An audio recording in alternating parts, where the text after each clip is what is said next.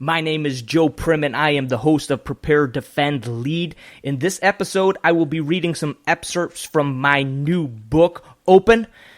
I'm going to be reading from Chapter 2, Open Your Mind. If that sounds interesting, stick around and I'll catch you on the other side of the intro. The comfort and distractions of today collide to indulge our desires and provide a slow death by apathy. A superior primitive ethos exists. Prepare for tomorrow. Defend what you value and lead those you love.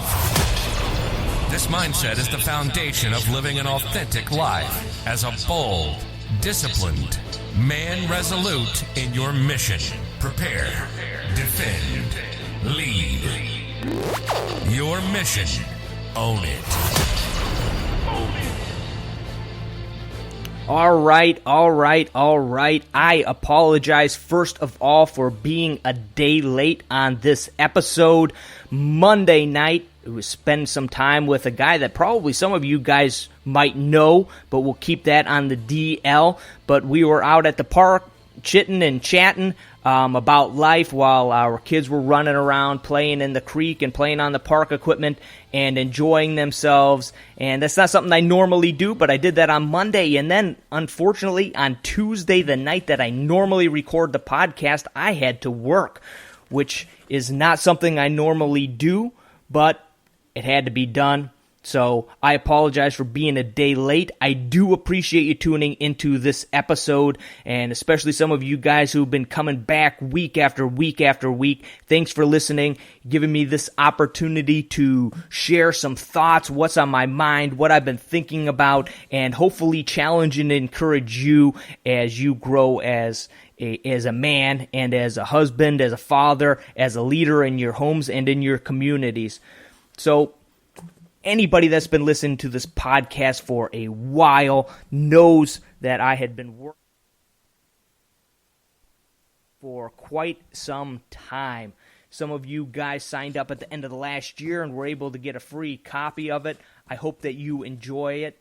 But when you do something like this, when you throw so much time and energy and kind of emotion into a project like I did here, you kind of leave not knowing what people are going to think and where it's going to go, and because the whole idea behind it is to make an impact, right? To leave whoever reads this book with one or two or maybe all 6 principles fresh in their mind and something that they want to do that encourages them to go out and change a little piece of them or maybe a big piece of who they are into becoming something bigger and better and stronger version of themselves. So it was interesting.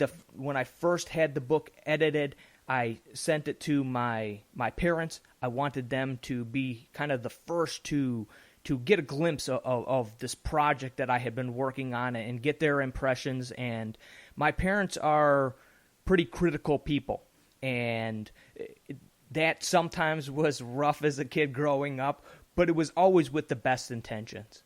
But the pride that they had and the joy that they had in telling me how much they appreciated the book was great for me. To have just a few minutes of conversation with my dad about him being proud of the fact that I had taken the time and put the effort and energy in to complete this project, that it didn't just end up something that I talked about and never did, but was able to follow through. And my mom explained to me how she was tearing up during a section in the book where I was talking about her grandchildren, and she could relate to what I had written in the book and what her grandchildren were experiencing, because she felt she was experiencing that at the same as she was reading it even, and that was great to know that this book meant something to them, to some people that are really, really important in my life. So in this book, throughout the last 5 years plus that I've been doing podcasting throughout Ever Vigilant and now into PDL here, I really hold back from talking much about my family.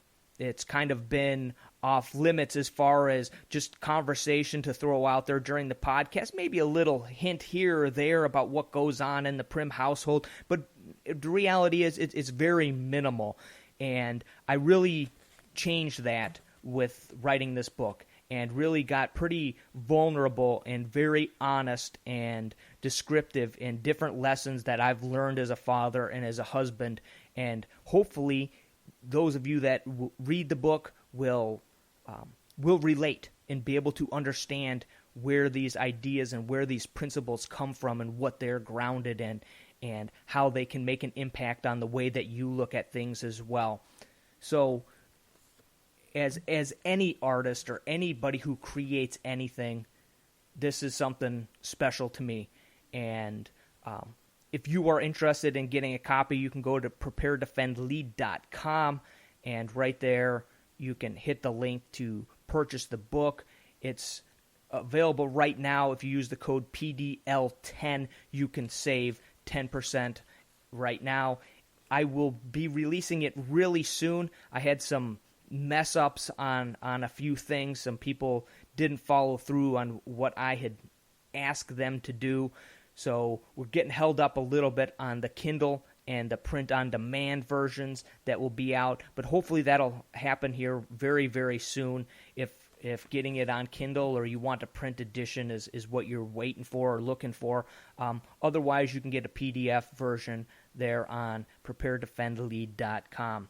So I kind of want to read through some excerpts on here and kind of talk a little bit more in depth even than in some parts probably than what's in the book, explain things a little bit more, but I just want to give a taste of what the principle of open your mind is about. The reality is I didn't write this book for myself or really to hear from my parents that they were proud of me. I wrote it to make an impact. Like I was saying earlier, same reason I do this podcast. It's to have a positive impact on the men that listen to this podcast, to hopefully steer people in a little bit different direction or help them to hear things in maybe a different way, or there's a different example that finally makes something click in their minds so that they can begin the process of changing who they are, how they relate to their children, how they relate to their wife, how they grow as a leader in their community. So we'll jump into this. So this is Chapter 2, Open Your Mind. If you are interested in Chapter 1, you got to get the book. And if you've been listening to this podcast for any length of time, you probably got a pretty good idea of what goes on in Chapter 1. So each chapter, we start out with a couple of quotes. We'll skip those. And in this, each chapter, I start out with a story. And the story in the beginning of Open Your Mind is from the classic story from L. Frank Baum, The Wizard of Oz. And let me just throw a little funny part in here. My kids listen to a lot of audiobooks, and one of their audiobooks collections that they've listened to many, many times was The Wizard of Oz series by L. Frank Baum. Well, when I originally did the manuscript for this, and I handed a copy to my daughter to proofread some of the chapters and just see what she thought about things and give her a chance to see what I've been working on. And that was one of the first things. She thought it was so funny that I thought it was Frank L. Baum and that it wasn't, and that I had made a mistake instead of putting it correctly as L. Frank Baum. So when the book was completed and I put it up on the website and I told her about it, she's like, well, you changed that, right, Dad? You don't want to make a mistake like that, and put it as Frank L. Baum instead of L. Frank Baum. So I told her, I think you're probably one of about 10 people in the whole world that would have picked out that error, but thanks for reminding me. So I switched it up. We got it correct in this book. So in the 1939 MGM Grand version of the classic L. Frank Baum story, The Wizard of Oz, we observe an epic journey in which a group is united along the yellow brick road. The young Dorothy, her little dog Toto, the Scarecrow, the Tin Woodman, and the Cowardly Lion. They have joined together in a quest to reach the Emerald City, to request an audience with the great and powerful Wizard of Oz. They each have their own unique and personal reasons for this mission, but they're unified in their belief that the wizard can grant them their desires. When they are given an audience with the wizard, having entered the great hall, they are in both complete amazement and terror. The great wizard's voice booms, and flames shoot high into the air, and the group focuses on a giant talking head. As the head begins to address the small group, they tremble. As they each offer their petitions, each one, except for Dorothy, asks for something they already possess, but feel they are lacking due to their own insecurities. The great and powerful Oz promises to grant their request, but only if they kill the Wicked Witch of the West and bring back the broomstick as proof of her demise. The band of characters questions nothing and set out on an apparent suicide mission. Against all odds, Dorothy inadvertently kills the Wicked Witch by dousing her with water, and they return to the wizard with the charred broomstick as he had demanded. The flames shoot even higher in the air, and the wizard's voice booms as they re-enter the great hall with great fear and trepidation. The small group trembles in terror as the wizard angrily tells them to return the following day. As Dorothy begins to shout at the all-powerful Oz, the smallest member of the group, the tiny dog Toto, senses something is not right and acts on his feelings and discovers to everyone's amazement that there is an old man hiding behind a curtain, controlling the whole show. As the giant head shouts, "Pay no attention to the man behind the curtain," the group cannot help but notice the sad old man and realize that they had been duped and manipulated. If we are honest with ourselves, we are not too unlike the small band of memorable characters. If we would take the time to ask why, we would save ourselves the eternal regret of blindly following the commands of a talking head with its own agenda. This is similar to what goes on in our world today. We become so entranced by the glitz, glamour, lights, and glory of sports, news, movies, and television programming, kind of a fitting word, right? That we lose track of the fact that we are constantly being sold something. Sometimes an upgrade to something we already own, a new car or new watch, or even a new pair of shoes, but often we're being sold something else, something insidious. More often than not, we are literally being sold a set of morals, beliefs, allegiances, or even lifestyle. Everything from TV to Facebook is offering something, and we, like that small group of friends from the Wizard of Oz, fail to ask some very simple questions. We proceed to kill the witch, buy the shoes, use the hashtag, nod our heads, and believe the lies, or change our values and beliefs based on the promise made by someone that has their own agenda. We must open our minds to the fact that we are being lied to for the gain of others, in their own business, our government, our churches, the kingdom of this world. Let's take a look at a few of those lies. So I get into some of the different lies, either from Facebook, as in former Facebook President Sean Parker unloaded on Facebook that Facebook is exploiting the human cycle of psychology intentionally to keep users hooked on social media validation feedback loop. And this is what he said. The intent is, how do we consume as much of your time and conscious attention as possible? What that means is we need a sort of give a little dopamine hit every once in a while because someone likes your comment or a photo or a post or whatever, and that's going to get you to contribute more content, and that's going to get you more likes and comments. So I go into a few different government lies and a few different things about social media and kind of their deception tactics and what they do. But then I get into the second section of opening your mind. And it's more important and more relevant to your daily life are the lies you tell yourself.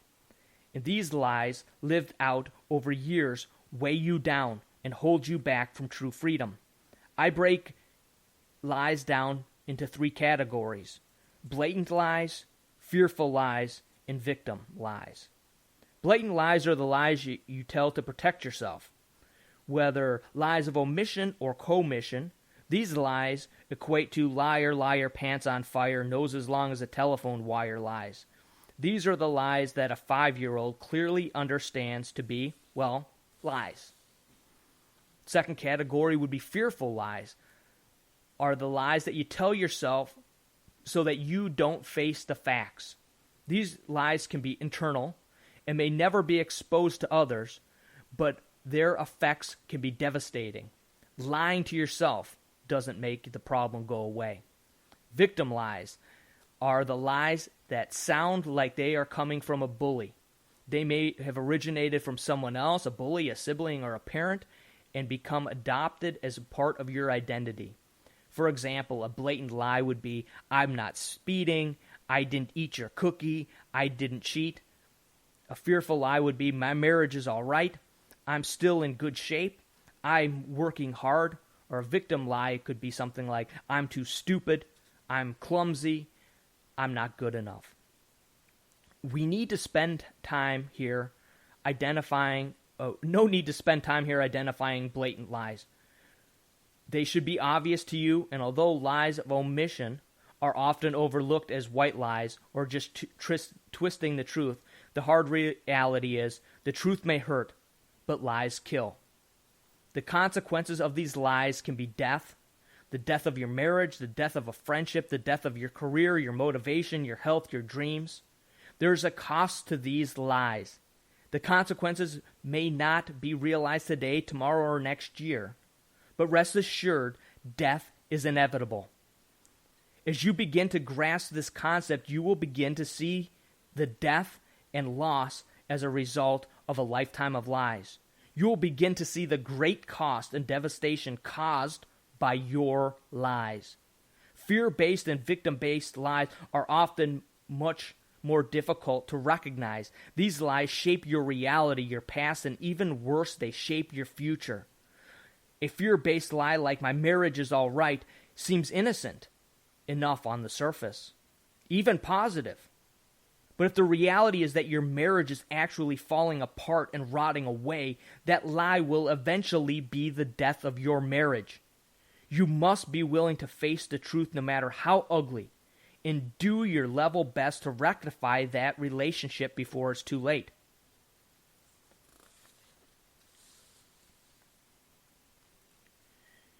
Goes on to say, these lies become your identity, your truth. Lies, whether blatant, fear-based, or victim-based, shape your reality and the reality of all those we touch. We cannot only base our truth on what we have been taught in our experience, but lies taint our view and distort the lens through which we view life. Lies will keep you from becoming all that you can be, leaving behind a trail of death and destruction. The cost of these lies over a lifetime is immense. Shattered dreams, forgotten purpose, and failed relationships. Haven't these lies cost you enough already? As a toddler, we are overwhelmed by the world around us. Our senses are pouring in information that we don't understand, and at this young age, we have no frame of reference to help us categorize density, color, or simple physics, let alone motion and language. Because of this, one of the first words that a toddler learns shortly after mama and mine is the word why. Why is a powerful word.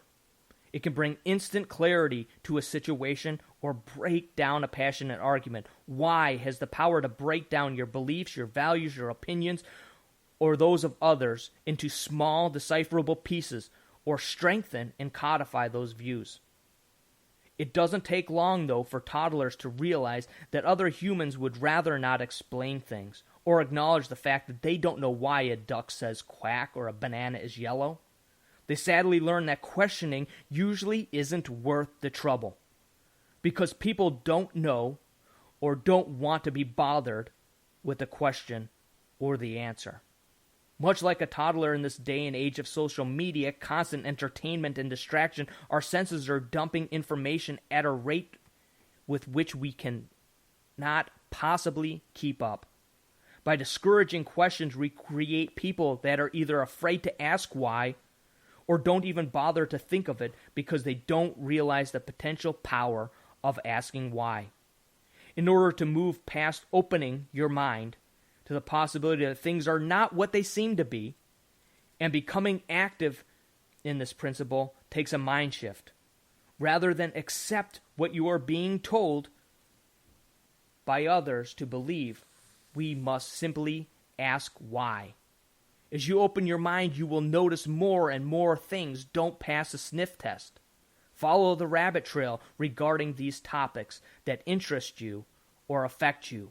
Spend your time daily in evaluation of yourself, searching out fear and victim lies, and acting on these evaluations. My mom would regularly remind us of Edgar Allan Poe's quote, "Believe nothing you hear and only half of what you see."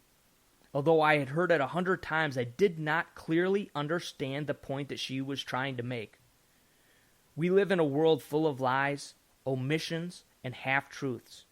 There's little around us that we can or should fully trust or believe in. But this leaves us at a crossroads. Either we can continue to take everything at face value, or we can open our mind and begin to question things. Question our beliefs, our affiliations, and our standards will generally result in one of two things. We abandon that old belief, affiliation, or standard, or we have fully flushed out our belief, affiliation, or standard, and we can move forward fully committed. How powerful would it be if you knew that the stories you and others were telling each day were true? And then I have 3 action steps after each chapter so that you, if you relate to that principle, if you understand that principle and want to get a deeper understanding for yourself and implement it into your own life, I give 3 action steps that you can begin to move forward in that direction. And those action steps are, number 1, find something that the mainstream media or your friends on social media are talking about that doesn't quite pass a smell test. Follow that rabbit trail. See where it leads. Search yourself and find 3 lies that you are telling yourself. In action step 4, take 4 or to 7 or even longer day break from social media. Take a break. Focus on things that are important and give your mind a break from the constant bombardment of lies and sales and twisting of reality that you are constantly exposed to with social media.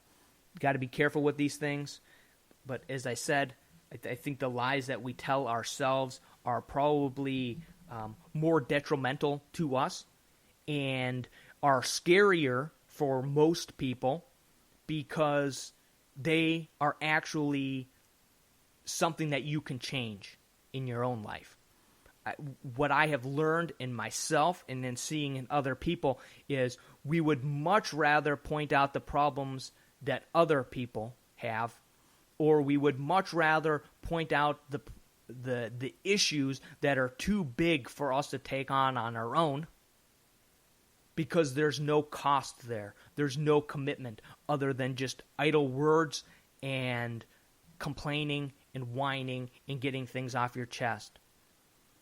Whereas when you look at the smaller picture, when you look back at yourself, when you look at the guy in the mirror, when you evaluate the way that the conversation went with your wife or the conversation that you know you need to have should go with your daughter, things change.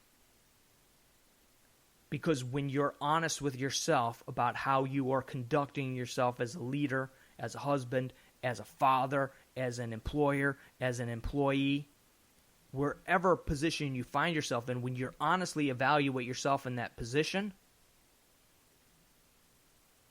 you will find areas in your life that you can change. And for many people that are truly set in their ways, that's a much scarier thing than looking at it and pointing out a political party or a politician or a celebrity or a sports star that they don't like the way they're conducting themselves.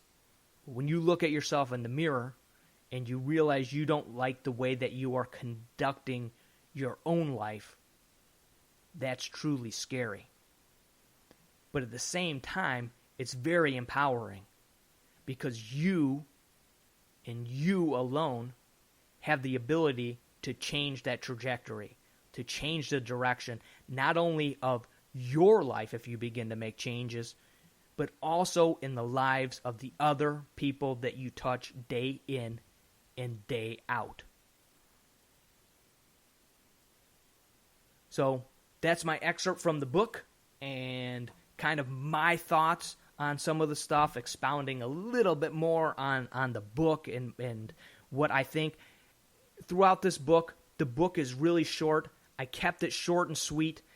I read a lot of books, and I've read a lot of great books, and I was really thought that this book would end up with more pages. But the more I thought about it, the more I felt that I would rather not pad it out, that I would rather have a short book that somebody could sit down and read over a weekend or read over a few hours, and be short and sweet and to the point on each and every one of the 6 principles. So if you're interested, again, Prepare.Defend.Lead.com, and you can purchase the book there. It will be available on Kindle and paperback soon. One more thing I wanted to share. On Instagram, almost every day during the week, I do a short between 2 and 10-minute daily, I call it PDL Raw, because it's unscripted, unfiltered, and unedited. Just me sitting down inside of Pearl, the Mitsubishi Montero Overland Project vehicle, and just sit down in there and share something that I've been thinking about, something I'm learning, or just something I did that day. Just gives me an opportunity to share kind of what's on my mind at that moment. So yesterday I went on kind of a little bit of a rant about embracing the struggle and embracing life, and it was kind of funny because normally they're pretty short. That ended up being a little bit longer one, so you can go check it out. But what was kind of funny is that I have a phone case I'm holding here in my hand, just one of these simple ones that slips over the phone, and I have not used this phone case for probably a year. I mean, plus or minus, right?